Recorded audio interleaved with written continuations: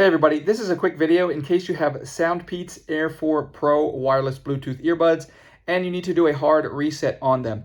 Now you might want to do this hard reset on them for a variety of reasons. If they will not connect to Bluetooth, or if they are not connecting to the device that you want them to, or if you're only getting sound out of the left ear or the right ear. A hard reset is a good troubleshooting step for anything where they're not working properly. Now this will restore the default factory settings, so you'll need to set them back up again.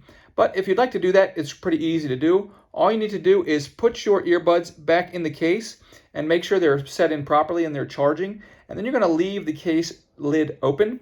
And with the case lid open, you'll come in the bottom. It's hard to see on here, but there's a little button down here. We're going to press and hold that button for 10 seconds.